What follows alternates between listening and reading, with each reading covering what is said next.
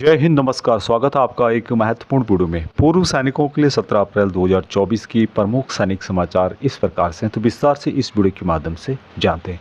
पहली जो खबर है कि पूर्व सैनिकों को बीएड के बराबर मानते हुए सरकारी अध्यापक बनाया जाएगा। और ये जो खबर है राजस्थान से निकल के आ रही है।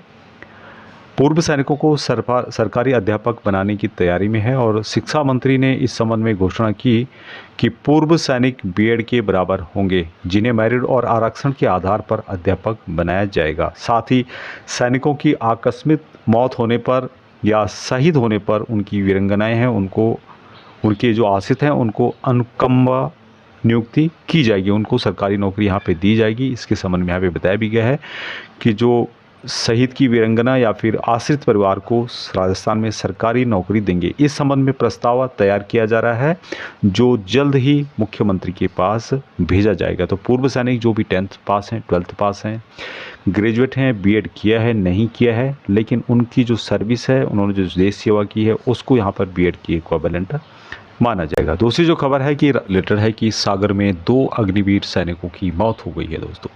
और सैनिक जो कि सागर कैंट के अंतर्गत छावनी एरिया में गुरुवार रात बारिश के दौरान 2 अग्निवीर सैनिकों पर आकाशीय बिजली गिर गई। हादसे में एक सैनिक की मौके पर ही मौत हो गई और दूसरा बुरी तरह से झुलस गया। सैनिक अस्पताल के सूबेदार सुनील सिंह ने कैंट थाने में सूचना दी कि गुरुवार रात करीब 11:15 बजे अग्निवीर 21 वर्षीय पंकज पिता रामेश्वर गुज्जर और उसके साथ अन्य एक अग्निवीर जो कि जिनके ऊपर आकाशीय बिजली गिरी, और इसमें जो अग्निवीर पंकज था उनकी तो मृत्यु हो गई है और दूसरा सैनिक है उसका इलाज चल रहा है। अगली खबर 1 रैंक 1 पेंशन को लेकर है। राजनीतिक पार्टियां अपने घोषणा पत्र में जोड़ें 1 रैंक 1 पेंशन का मुद्दा।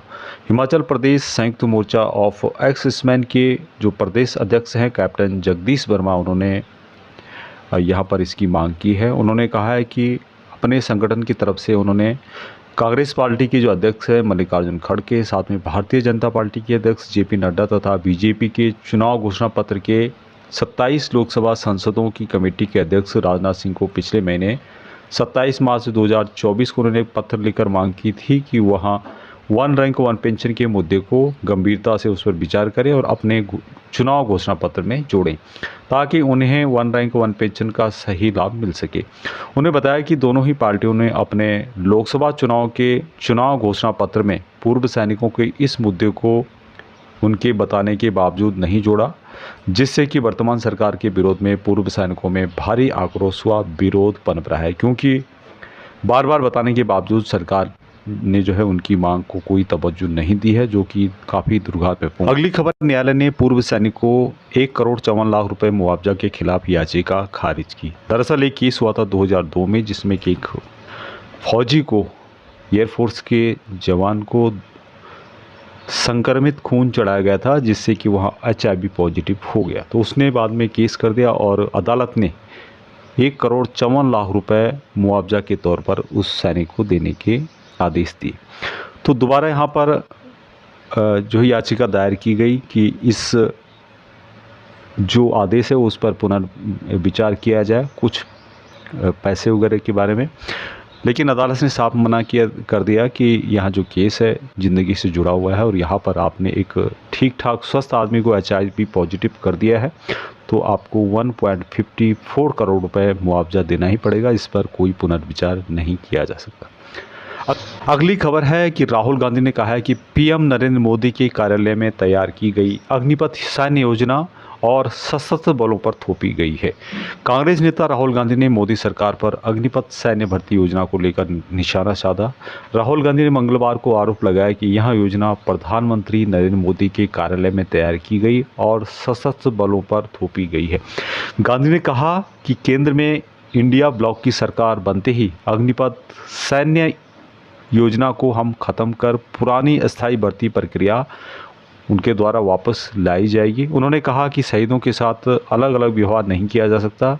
देश के लिए सर्वोच्च बलिदान देने वाले हर व्यक्ति को शहीद का दर्जा दिया जाना चाहिए। पूर्व कांग्रेस के अध्यक्ष उन्होंने कहा कि जैसे ही हमारी सरकार बनेगी हम तुरंत इस योजना को ख़त्म कर देंगे और पुरानी अस्थायी भर्ती की जो प्रक्रिया है उसको वापस लाएंगे। अगली जो खबर है, एम्स में पूर्व सैनिकों को मिलेगा कैशलेस इलाज। एम्स और ईसीएचएस के बीच एक एमओयू साइन हुआ है और जिसमें कि पूर्व सैनिक और उनके परिवार वाले एम्स की जो फैसिलिटीज़ है उनका फ़ायदा ले सकते हैं। भारतीय सेना के पूर्व सैनिकों के लिए राहत की खबर है। अखिल भारतीय आयुर्वेदिक संस्थान एम्स में पूर्व सैनिकों को मुफ्त में इलाज मिलेगा। सेना ने इसको लेकर के प्रेस विज्ञप्ति जारी की है। इसको लेकर के गोरखपुर एम्स और रक्षा मंत्रालय के पूर्व सैनिक अंशदायी स्वास्थ्य योजना ने ईसीएचएस के पदाधिकारियों के बीच समझौता पत्र पर हस्ताक्षर हुए हैं, तो इसका फ़ायदा उठा सकते हैं जो भी गोरखपुर या फिर उसकी नज़दीकी हैं।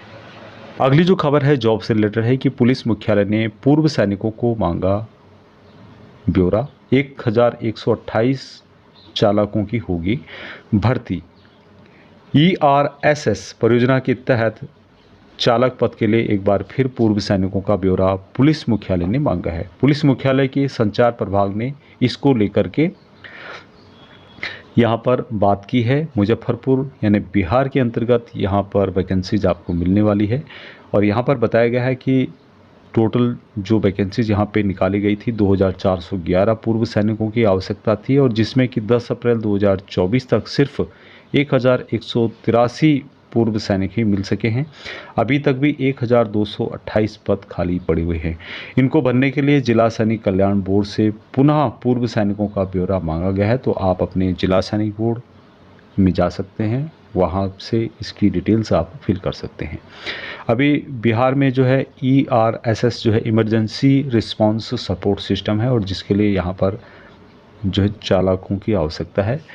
ये भारतीय एकल नंबर जो यहाँ पे दिया गया 112 नंबर दिया गया है और जिसमें कि आपातकालीन सेवाओं के तहत पुलिस, अग्निशमन और स्वास्थ्य संबंधी अन्य सेवाएं शामिल हैं। यहाँ पर पूरा ब्यौरा बताया गया है कि मुजफ्फरपुर, बगहा, बेतिया, दरभंगा, मधुबनी, मोतिहारी, पटना वगैरह पूरी डिटेल्स यहाँ पे दी गई है कि कितनी वैकेंसीज यहाँ पे अभी तक भी खाली पड़ी हुई है, तो पूर्व सैनिक इसके लिए जा सकते हैं। दूसरी जो खबर है कि एनसीसी में पूर्व सैनिकों की बम्पर भर्ती है और टोटल 2288 पोस्ट निकाले गए हैं और जीसीओ और एनसीओ इन वैकेंसीज के लिए अप्लाई कर सकते हैं। एनसीसी यानी कि जो हेडक्वार्टर डीजी एनसीसी है उनके द्वारा इसके संबंध में लेटर जारी किया गया है।